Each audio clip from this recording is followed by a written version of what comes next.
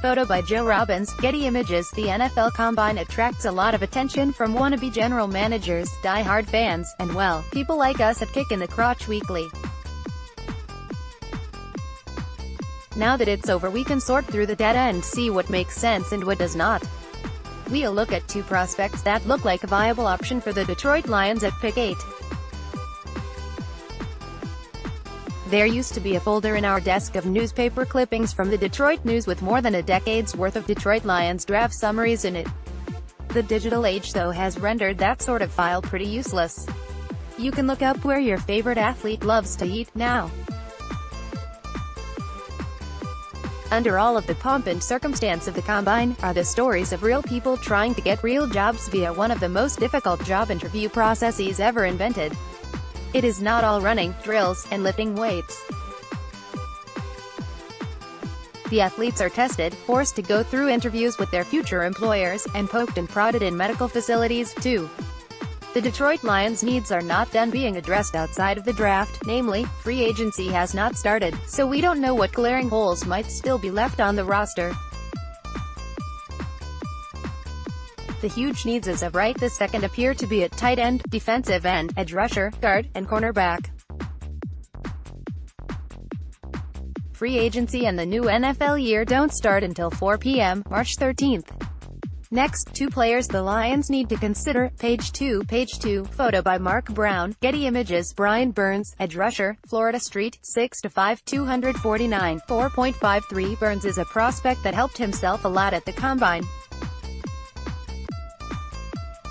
He weighed in at 249 pounds, but ran a blistering 4.53 second 40-yard dash, with a 1.57 second 10-yard split. For context, only 10 running backs beat his time, the heaviest of which is 220 pounds, Reichwell Armstead, Temple. Burns was a 5-star athlete coming out of high school from Fort Lauderdale, Florida, according to 247 Sports. He has continued to display excellent athleticism while adding mass to his frame. He was 215 in high school. The former Seminole end logged 10 sacks with 15.5 tackles for loss (TFLs) this past campaign, giving him 24.0 sacks and 39.5 TFLs for his 3-year career according to Seminoles.com, the Florida State University website. If you want to see some athletic moves, check out some YouTube highlights of Burns, here. His burst off of the edge is sudden and he doesn't seem to lose speed when he makes a move. Burns' body control and ability to use multiple types of moves makes him a difficult matchup for almost any player. Want your voice heard? Join the Sideline Report team. Write for us. He has the length, size, and quickness to excel in Detroit. Lions brass has to have him on their radar. He's a candidate to consider at pick number 8. This is what the Combine does, it helps quantify skills that you can often see on film. If there was conflicting information, you'd have to look at why.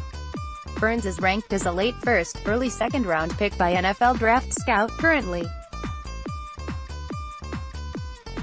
Josh Allen, from Kentucky, was an early fan favorite to be selected, and Burns bested Allen's times and measures across the board.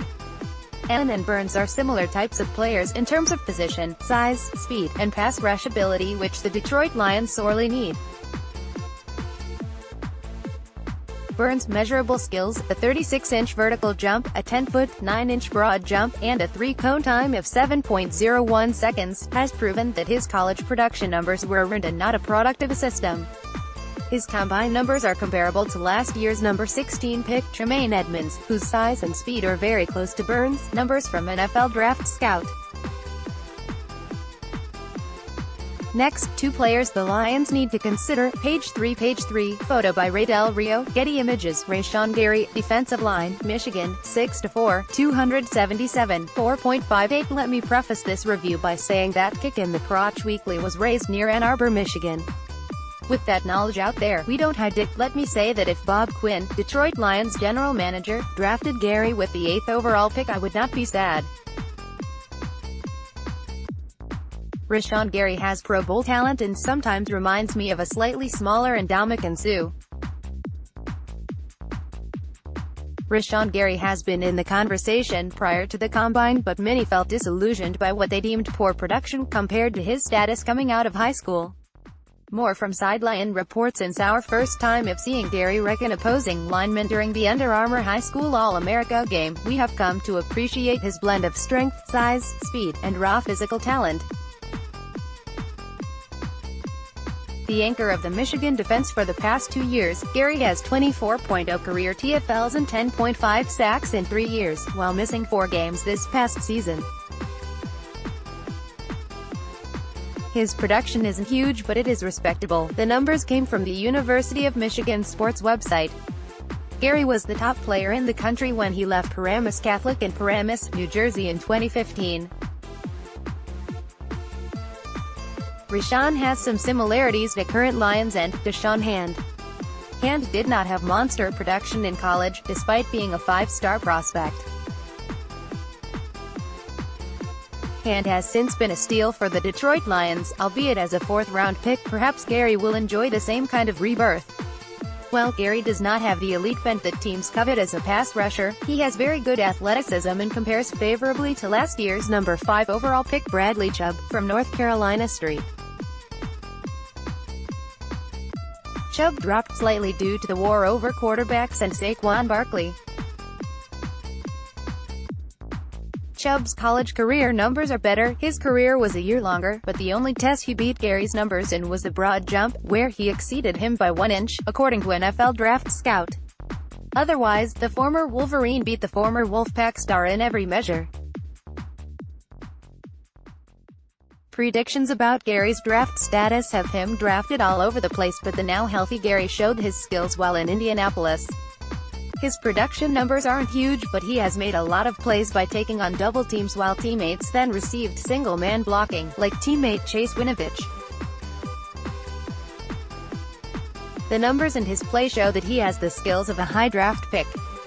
Next, ranking the Lions' first-round pick since 2010, who do you think is now a real possibility for the Detroit Lions to draft at pick 8 now that the combine is over? Write it in the comments section.